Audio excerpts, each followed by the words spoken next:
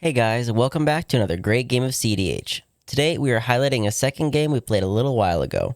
As avid watchers will remember, we played with some of our Discord members in a really exciting game a few months ago.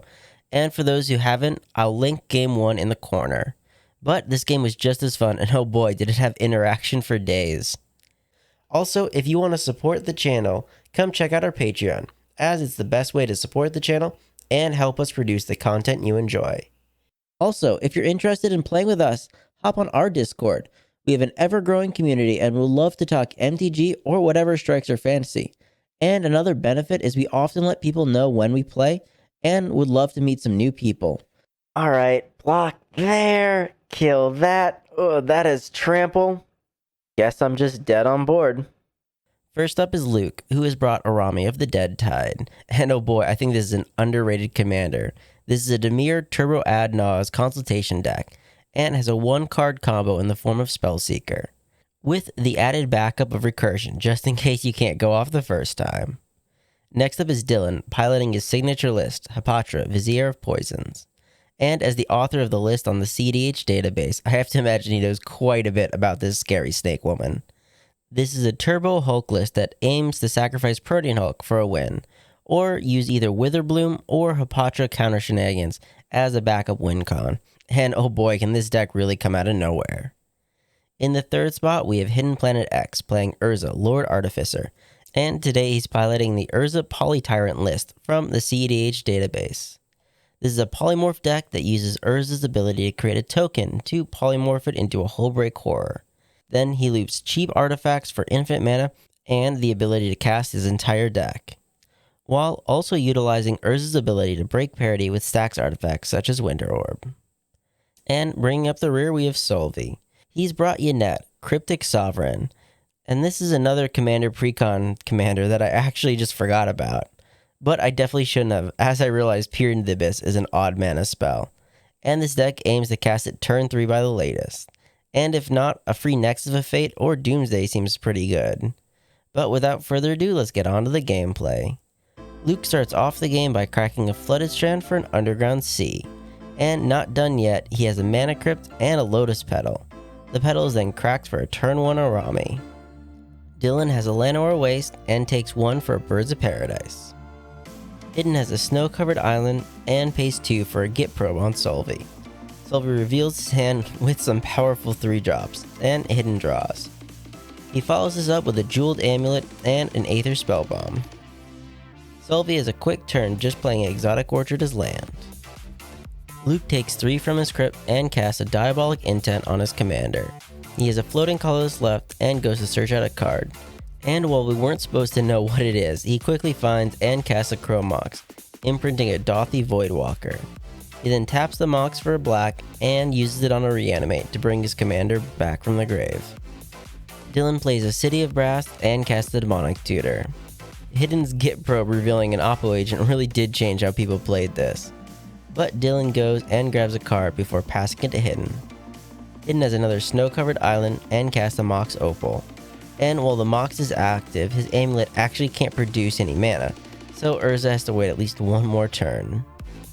Cedh is still playing it simple and just has a Sea of Clouds. Luke is safe from his grip and has a Snow-Covered Island as land. Apparently his hand is a little awkward as he Wizard Cycles his Step Through to grab a Spellseeker, which is then cast to grab a Culling the Weak. Dylan uses his birds on a Llanowar Elves and takes 1 for a Grim Monolith, with Hidden at his end step adding a counter to his amulet. Hidden on his turn gets his mana from his amulet and uses it to cast his commander Urza, although this is Cedh's chance to respawn as he casts his Limdul's Vault. He ends up only taking 1 to keep his second set of 5, and the Urza resolves, with him creating a construct on ETB. Cedh then untaps and plays in a Ganjo as land. He still has the Op agent and decides to just pass. Luke is safe from his crypt and starts by Culling the Weak on his Spellseeker. He then uses Araumi to encore his Spellseeker. This then forces Cedh to flash in his Oppo agent to try and stop all this tutoring. And while the agent does resolve, Luke does bounce it with a Winds of Rebuke. Everyone mills 2, and Luke gains 3 Spellseekers and 3 tutors. He finds an Entomb, an Unearth, and a Dark Ritual.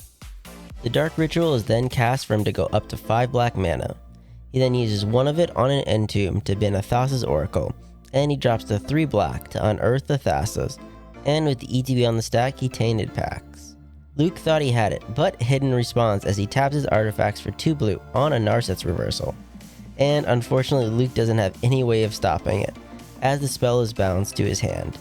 Hidden then gets a copy of it, and he starts revealing. Unfortunately, we do make a misplay, as we didn't realize, as Hidden ends up exiling 2 snow-covered islands, which should have stopped the pack. We didn't realize, and he keeps going until he finds a Proteus staff, which he settles on. The Thassa then resolves, and Luke then looks at the top 6 and puts 1 back. Dylan draws for turn. Alright, we're just gonna suddenly lose now. No, we stop. Hey, why do you say that? Why do you say that? 2 mana then gets him a Witherbloom Apprentice, and lo and behold, he follows that up with a Chain of Smog. Although, to his dismay, Hidden has a Force of Negation, exiling a Resculpt to stop these shenanigans. Although Hidden really should have waited till Dylan was empty-handed before countering it. What was I saying about we were just going to lose? For my final trick, I will pass. Alright. Hidden starts by tapping his artifacts to cast his Proteus staff. He then follows this up with a very sad Mystic Sanctuary, and ends his turn there. Cedh casts a Mana Crypt, and casts his Commander Yennet. Luke is safe from his crypt, and draws. Unfortunately, he doesn't have much now that his plans fell through. He needs a refill, and uses Araumi to give an Encore to Cedh River Cutthroat, but realizes due to the legend rule, and Cedh actually being tiny, he can't use it as a draw engine, and has to hand the turn after that. Dylan taps his Dorks for mana and casts Hapatra. He then takes 1 from his city to cast an Arbor Elf, but is done after that. Hidden starts off by tapping his artifacts for mana to use his staff to sacrifice his construct. Luke responds by Tainted Pacting again, but this time Dylan has a response as he cores for 4. He taps his elf for Convoke, and Hidden doesn't like the idea of a Yawgmoth coming out, and responds by brainstorming. Although Luke does respond to that by mental misstepping it. The Cord then gets Yawgmoth, and before the Tainted Pact, Dylan starts sacrificing his creatures to shrink Urza. He does have to pay a life, but Hapatra gives him a snake to sack. And worse yet, Dylan gets a draw off every sacrifice. Eventually, Urza is no more, and then Araumi is gone, with Dylan then letting the Tainted Pact resolve, and Luke starts exiling.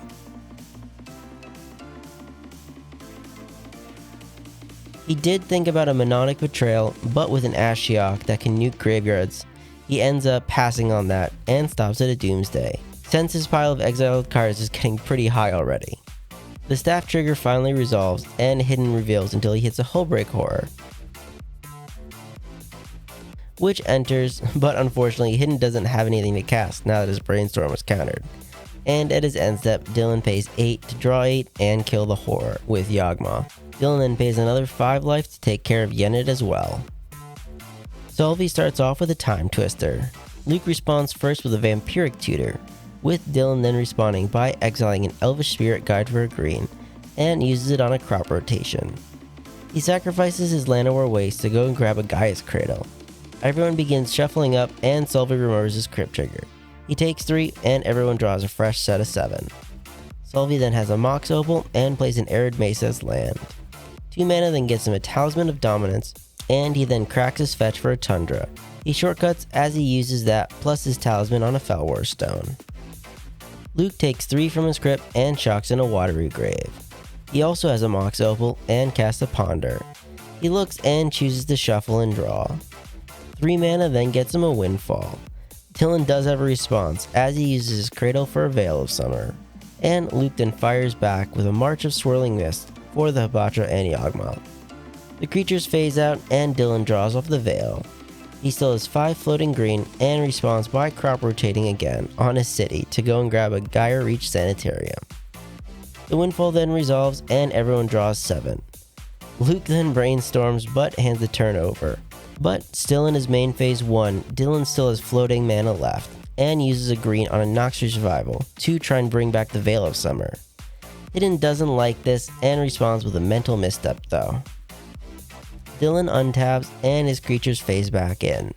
He plays a Twilight Mire as land, a Lotus Petal then comes out, and he taps his Cradle for 6 green. He uses one of it on a Young Wolf, and while that can be scary, luckily Dylan is at 11 life. He then filters a green into 2 black and casts a Tainted Pact. The Pact is good, and he starts exiling until he finds a Natural Order, which is then cast. Fearing this is the end, Hidden brainstorms to look 3 deep, and responds with a swan song to give Dylan a bird. But Dylan doesn't like the idea and sacrifices his wolf to put a counter on Thrasios. He then draws a card, and the young wolf undies, and he creates a snake. He pays another life to sacrifice the snake to put a negative counter on the wolf, which resets it. He then sacrifices the wolf again. He's digging for an answer and keeps going until he hits 2 life. He can't keep paying life and instead uses his birds to cast a Village Rites, sacrificing itself and drawing him 2 more cards. Also, we do realize we missed 2 Witherbloom triggers, and he goes up to 4 life. He then uses the newly acquired life to draw 2 more cards, but luck doesn't seem to be on his side, as he drops to 1 to draw and cast a Summoner's Pact. He gains 1 off the Witherbloom, and the Pact then searches out a Protean Hulk. He drops back to 1 to draw, and uses his Llanowar Elves on a Nature's Claim. He targets his own Grim Monolith, and gets another Witherbloom trigger. But responding to the claim, Solvi then casts a miscast to hopefully either eat some of Dylan's mana or stop him from gaining life. Dylan ends up not paying the 2 and casts a Carpet of Flowers. He heads to his main phase 2 and gains 3 black off Hidden. He uses 2 of it for Yawgmoth to proliferate and discard the Protean Hulk. And with the last of the black and his petal, he casts a Necromancy. Unfortunately, I'm the first to respond, so I'm gonna Force of Negation it. Fuck! Exiling an Imposter mech. Fuck! Oh! Poor Necromancy. Yeah, poor Necromancy. And with that, Dylan ends his turn discarding due to hand size. Hidden has a pretty quick turn, just playing a snow-covered island and casts a Sapphire Medallion. Solvi then takes 3 from his crypt and plays an Ancient Tomb as land. He taps his crypt for a Soul Ring and then recasts Yennet. He still has a floating mana and casts a Drannith Magistrate to the crown of Hidden and Luke. A Dark Ritual then comes out for 5 and he casts a Liliana Vess. He down takes her to put something on top, and in response, Luke Cullings the Weak on his Thassa. He gets 4 black mana and uses 2 of it on a Tainted Pact. The table thought though it was going to be an opposition agent and lets the pact resolve. Luke starts exiling until he reveals a Demonic Tutor, and with 2 black still floating, he uses 1 of it on an Entomb. The Drannith stops Luke, so he just bins a Misty to get it out of his deck. The Lily then tutors something up to the top. Yeah, my deck is thin. I think I have like maybe 20 cards. Well, I don't know if mine's that thin, but it's pretty thin. It's because that's what happens when you Tainted Pact twice. yeah. Yep. And I'm done after that, after the tour.